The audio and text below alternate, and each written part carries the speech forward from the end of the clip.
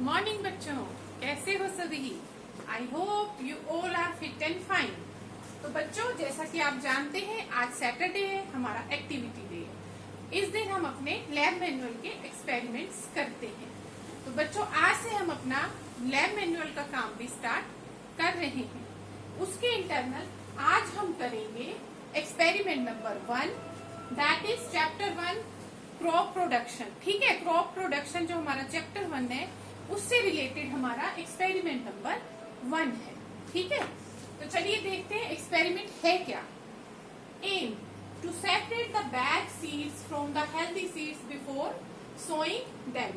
कि जब हम खेतों में, फील्ड्स में सीड्स को सो करते हैं, बोते हैं, तो हमें सीड्स को सेपरेट करना होता है, हेल्दी सीड्स को और अनहेल्दी सीड्स को, डैमेज्ड सीड्स को अलग करना पड़ता है। तो इसी में हम देखेंगे कि जो बैड सीड्स हैं, डैमेज सीड्स हैं और हेल्दी सीड्स से उनको कैसे सेपरेट करेंगे बोने से पहले। तो सबसे पहले आ जाते हैं मटेरियल्स रिक्वायर्ड। इसके लिए हमें क्या क्या मटेरियल्स की जरूरत होती है। तो बच्चों, एक बीकर चाहिए जो 500 ml तक का होना चाहिए, जिसमें 500 ml पानी आ जाए। 100 ग्राम सीड्स, 100 ग्राम हमारे पास सीड्स होने चाहिए।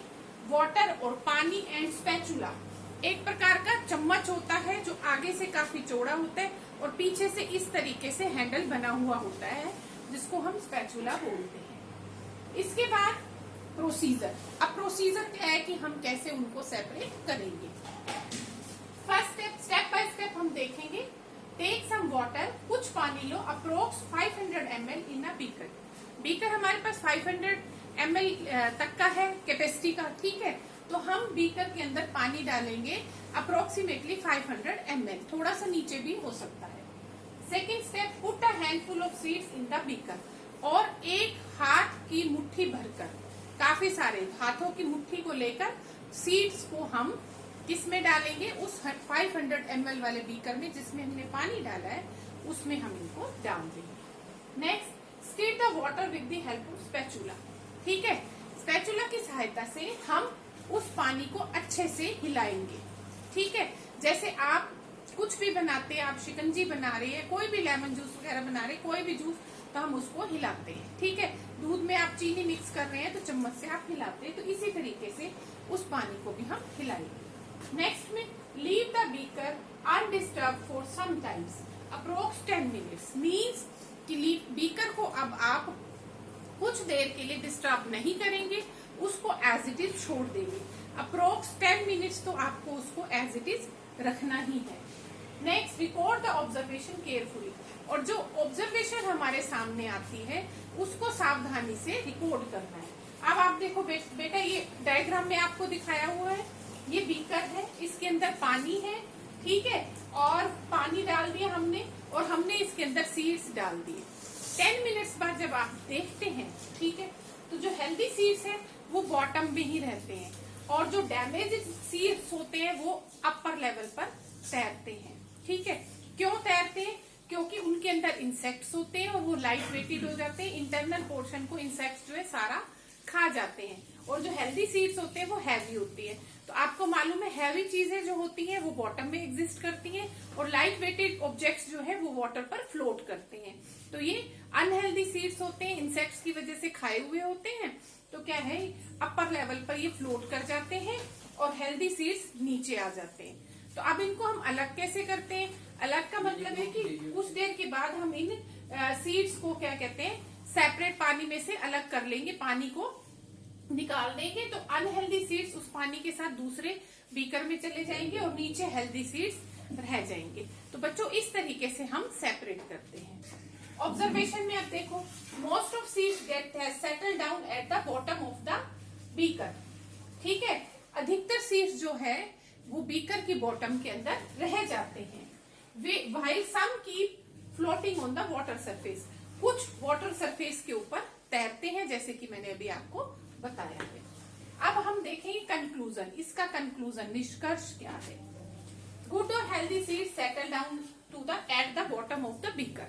जो गुड और हेल्दी सीड्स होते हैं वो बीकर की बॉटम के अंदर नीचे की तरफ बैठ जाते हैं और जो अनहेल्दी सीड्स होते हैं वो ऊपर के लेवल में फ्लोट करते हैं, क्योंकि वो इंसेक्ट्स के द्वारा चबाए हुए होते हैं, खाए हुए होते हैं, लाइट वेटेड हो जाते हैं, इंटरनल पार्ट उनका सब डैमेज हो चुका होता है, जिसकी वजह से वो हल्के हो जाते हैं और ऊपर के सरफेस में तैरना शुरू कर देते हैं।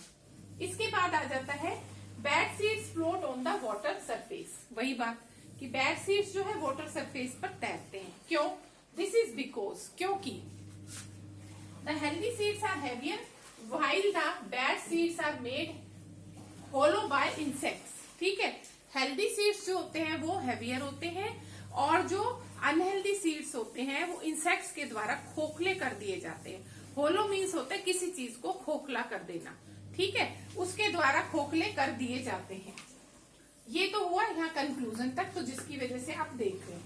अब हमने प्रिकॉशंस कि कोई भी जब हम एक्सपेरिमेंट करते हैं उसमें कुछ न कुछ सावधानियां जरूर लेनी होती है। अगर हम उन सावधानियों को नहीं लेंगे तो कई बार कहते प्रॉब्लम क्रिएट हो जाती है। तो फर्स्ट है use the glassware carefully. जो कांच का बीकर है, ग्लास वेयर, उसको ध्यान से इस्तेमाल करें। अगर वो हाथ से छूट जाएगा तो वो कांच का है, गिर कर टूट जाएगा और हमें चुभकर नुकसान भी पहुंचा सकता है। Second, use a spatula for mixing the steering the seeds. Spatula का आपको इस्तेमाल करना है, किस लिए? वो सीड्स वाले वाटर को हिलाने के लिए और मिक्स करने के लिए। क्यों? क्योंकि बच्चों क्या है, जो अनहेल्दी सीड्स है उनके अंदर इंसेक्ट्स होते हैं, ठीक है, और जब इंसेक्ट्स हमारी बॉडी के अंदर टच करते हैं, हमारे शरीर पर आते हैं तो इन्फेक्शन क्रिएट करते हैं, हमें इन्फेक्शन बनाते हैं, जिससे कि स्किन डिजीजेस होने का खतरा रहता है। तो ऐसी चीजों को हमेशा जो जिनके अंदर इंसेक्ट्स होते हैं कभी भी डायरेक्ट हैंड से हम यूज नहीं करते, किसी न किसी इंस्ट्रूमेंट का इस्तेमाल करते हैं, किसी न किसी यूटेंसिल का इस्तेमाल करते हैं उनको देखने के लिए, उनको मिक्स करने के लिए। Next, keep the beaker undisturbed for some time. और बीकर को कुछ देर तक डिस्टर्ब भी नहीं करना है। अगर हम बीकर को डिस्टर्ब करेंगे, पानी हिलता रहेगा तो क्या है, फ्लोटिंग और जो सेटलमेंट है वो प्रॉपरली नहीं हो पाएगी, कि जिससे क्या होता है कि जो अनहेल्दी सीड कई बार हेल्दी सीड्स के बीच में मिक्स हो जाते हैं, ठीक है। तो ये सारी चीजों का हमें ध्यान रखना होता है। तो बच्चों ये आपका फर्स्ट एक्सपेरिमेंट है कि हम कैसे हेल्दी सीड्स को अनहेल्दी सीड से अलग कर सकते हैं। तो आई होप ये आपको अच्छे से समझ आ गया होगा। अब आपको इसको अपनी लैब मैनुअल में प्रॉपरली राइट करना है, लाइनिंग पेज पर आपको रिटन वर्क करना है और प्लेन पेज पर आपको डायग्राम बनाना है, ठीक है बच्चों। तो ये आपका फर्स्ट एक्सपेरिमेंट है। नेक्स्ट सैटरडे हम नेक्स्ट एक्सपेरिमेंट के साथ आएंगे। तब तक के लिए ओके बच्चों, bye, have a nice day.